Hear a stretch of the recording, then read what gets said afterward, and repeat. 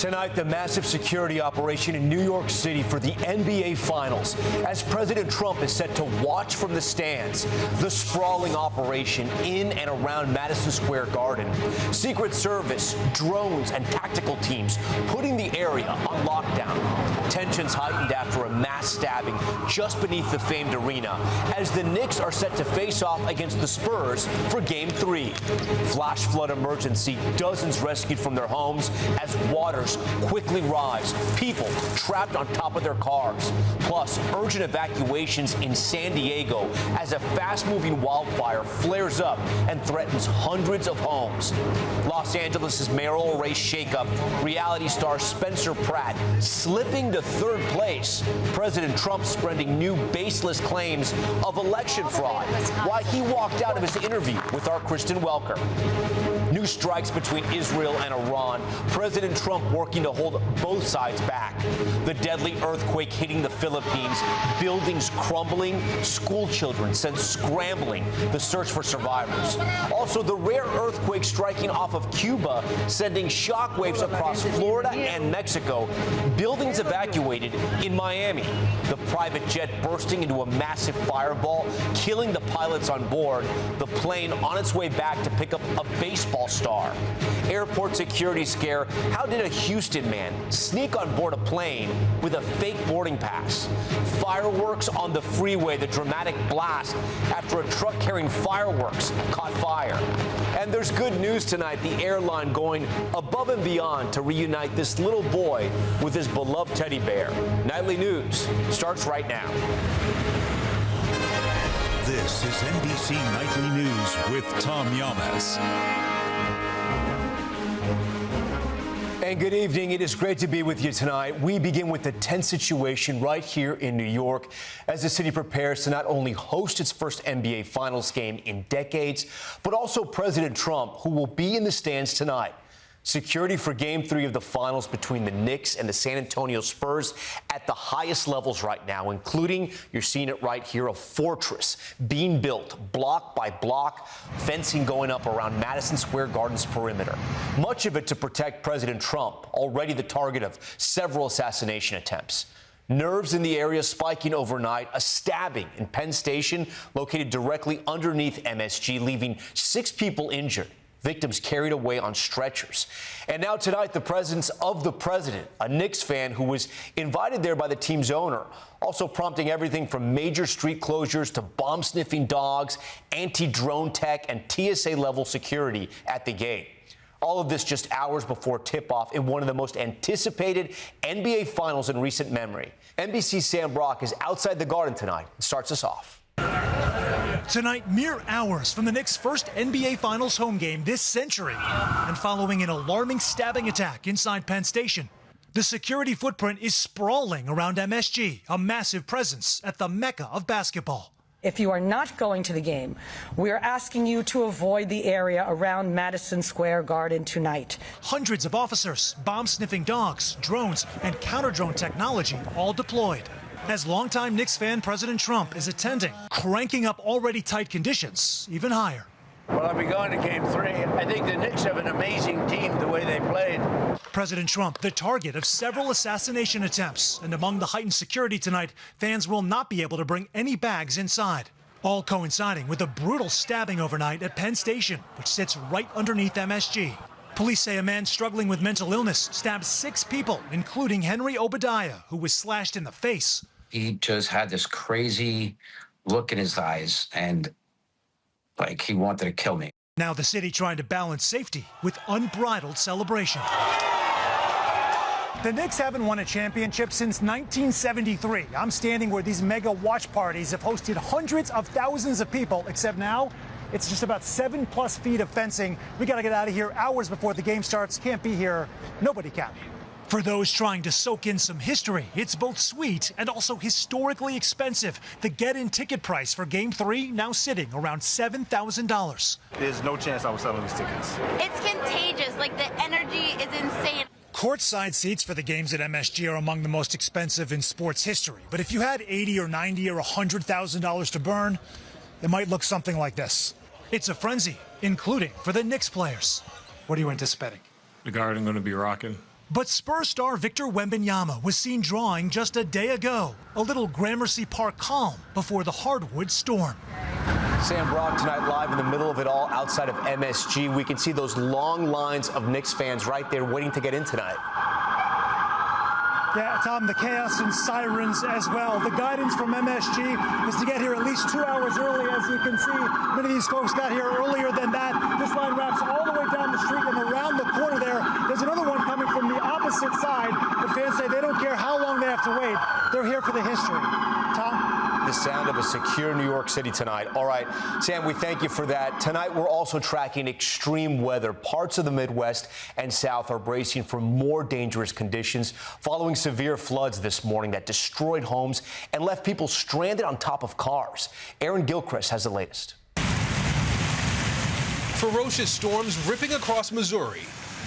Several communities awakened by pounding rain and flash flooding early this morning. A man and woman stuck with their dog on top of a car. First responders pushing through waist-deep water and rescuing people by boat. Firefighters saving a woman and a child from their front porch after rising water turned their home into an island. In Joplin, a young couple losing everything to floodwaters. We pretty much just woke up to our whole house completely full of water. Tonight, flash flood watches remain in effect for 28 million people across a huge swath of the country. In Alabama, rising water sweeping trucks off roads and trapping a dozen hikers in a cave on Sunday. They were trapped about chest deep water, moving water. It was cold, it was dark, there is no light. Officer Jeremy Little and another rescuer using rope to help guide all of the hikers through the water and out to safety. And how much danger were these people in? The possibility of the danger that they were in was extremely high. If anybody fell over into the high rushing water, could have been drowned. Meanwhile, in California, firefighters urgently racing to put out a growing new wildfire in San Diego. Battling the blaze from above and on the ground as flames potentially threaten hundreds of homes. Aaron Gilchrist, NBC News. Dangerous weather coast to coast. We now want to show you some stunning images of that massive earthquake in the Philippines. Buildings crumbling, at least 32 people have been killed. And now we're tracking another quake, this time off the coast of Cuba, felt as far away as Mexico and even Miami. Here's Janice Mackey-Frayer. Tonight, massive devastation in the Philippines. A powerful earthquake flattening buildings, sending people scrambling. The destruction seen from multiple angles. With the most powerful earthquake in over 50 years hitting Mindanao, measuring magnitude 7.8 and triggering landslides and tsunami warnings along the coast. Multiple buildings collapsing. It was the first time that I experienced something so strong, says this man. It struck early morning on the first day back at school after summer break. One video showing the ground shaking so violently, the roof was brought down. At a nearby high school, students and teachers were ducking for cover. One of the areas hardest hit, the southern port city of General Santos. The airport there, sustaining damage, had to be closed and only partially reopened.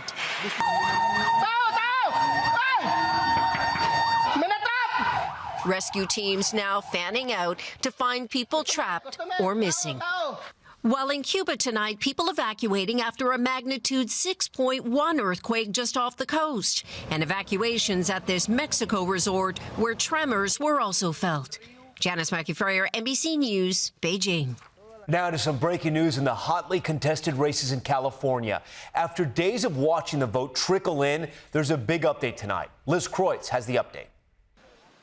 Tonight in California, they're still counting votes nearly a week after Election Day. But as the process continues, NBC News can now project that progressive city councilwoman Nithya Raman will make the runoff in the race for LA's mayor, ahead of former reality TV star Spencer Pratt, something Bass predicted when we spoke to her earlier today. Is this now a two-way race between you and the city councilwoman? Well, I don't know. I mean, we will wait to see. It certainly looks that way. Pratt, the Republican political outsider who ran after losing his home in the Palisades fire and surged late with viral ads railing against the city's leadership. This is where I live. They let my home burn down. Tonight, Pratt saying there's still hundreds of thousands of votes outstanding, but GOP gubernatorial candidate Steve Hilton blasting the process. This election shambles, this fiasco where they're saying it's going to be like another month before we know the result fully, is just an example of how these people can't run anything properly. The LA County registrar pushing back. Our job is to make sure that we process those ballots correctly, securely, accurately, and that does take time. He says California's universal vote-by-mail system causes delays. Mail-in ballots are counted so long as they're postmarked by Election Day and arrive a full 7 days after the election.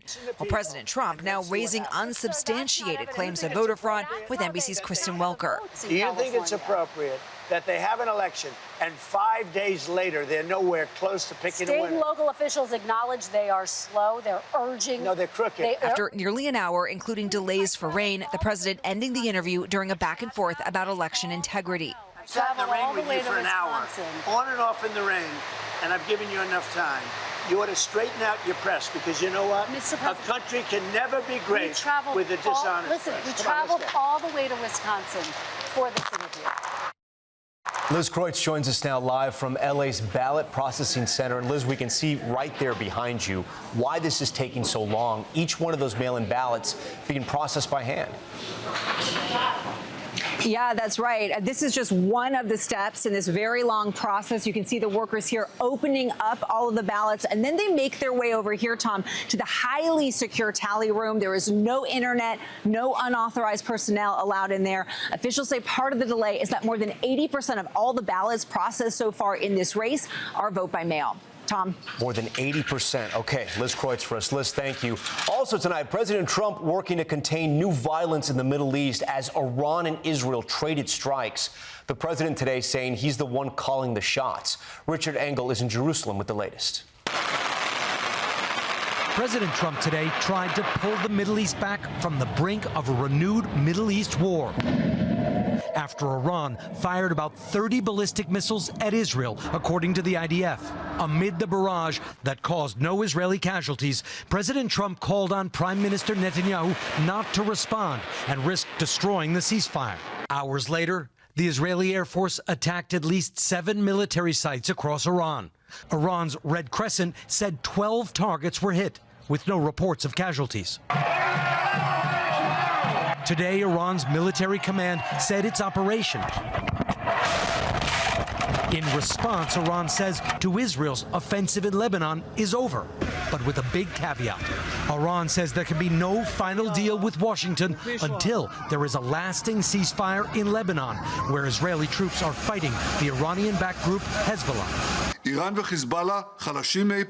Prime Minister Netanyahu said he too considers this round with Iran to be finished, but not the war, saying Iran and Hezbollah are weaker than ever and we are stronger than ever, but our struggle against them is not yet over. On Friday, President Trump telling Kristen Welker he and Netanyahu are on the same page.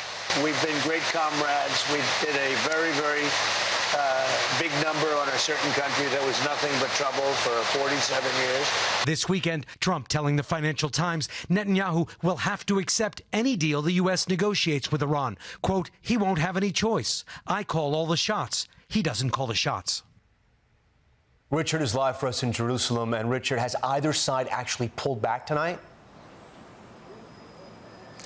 Not really, and they certainly haven't pulled back in Lebanon, which was the reason behind this main flare-up. The Israeli military is still operating in Lebanon. There were new strikes in Lebanon, killing at least 7 people, according to medical officials there.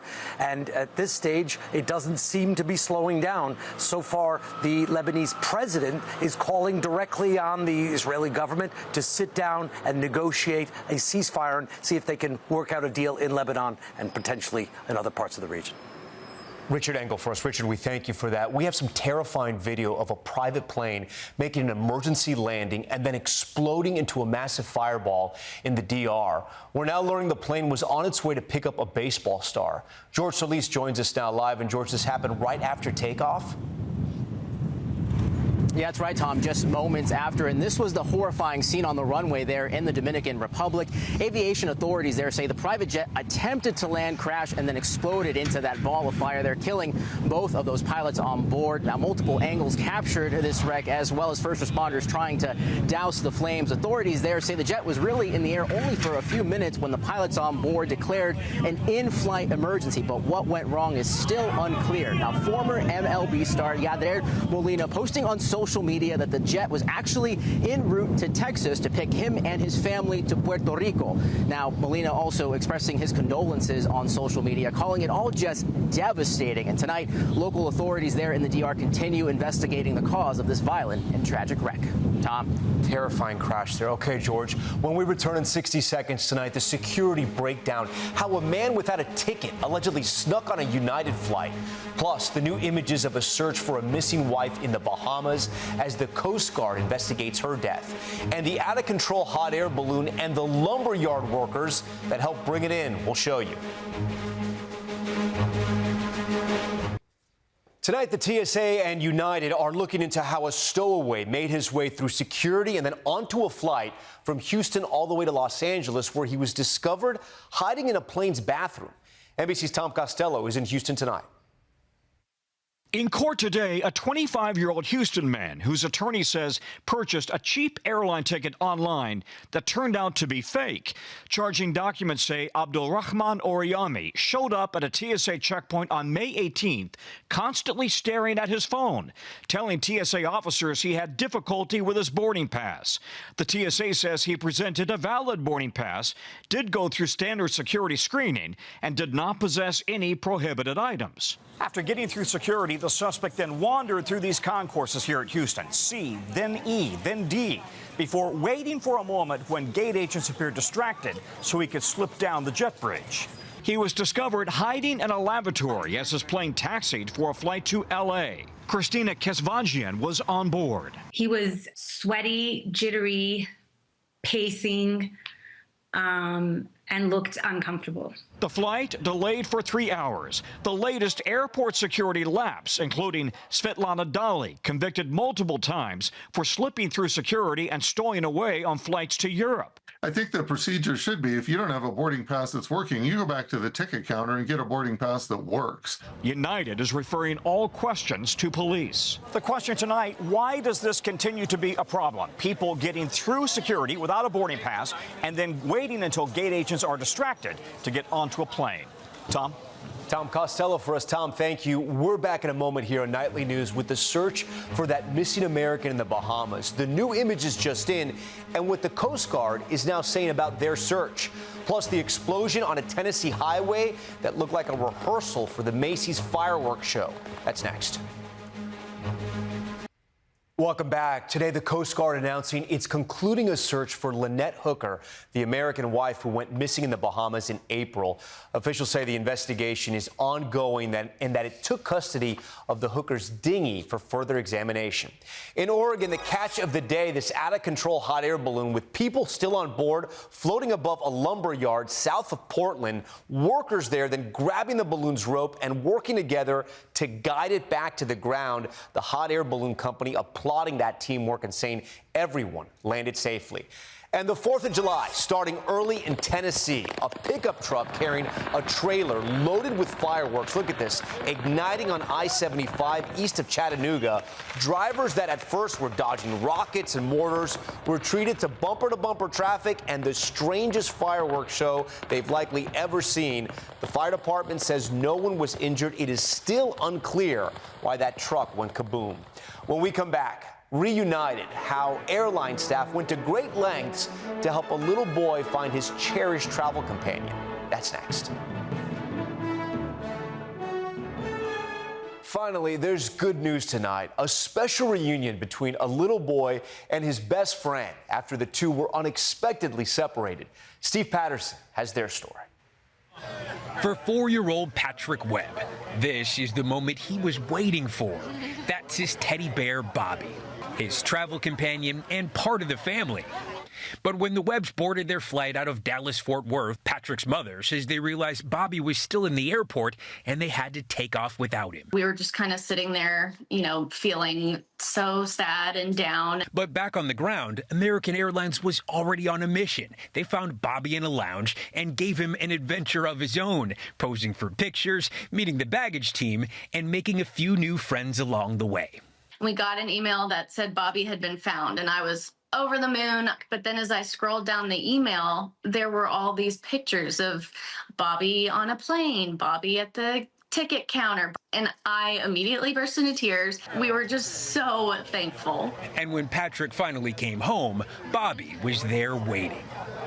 He's my best friend. I felt happy. A reunion from a simple act of kindness, returning the overwhelming joy of a boy just by delivering his bare necessities. It was so emotional. Everybody was crying. It was the coolest thing and exceeded all of our expectations. And it was just the best moment.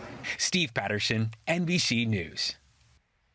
Bobby and Patrick back together. All right, that does it for us. That's Nightly News for this Monday. I'm Tom Llamas. We thank you so much for watching tonight and always. We're here for you. Good night. We thank you for watching, and remember, stay updated on breaking news and top stories on the NBC News app or watch live on our YouTube channel.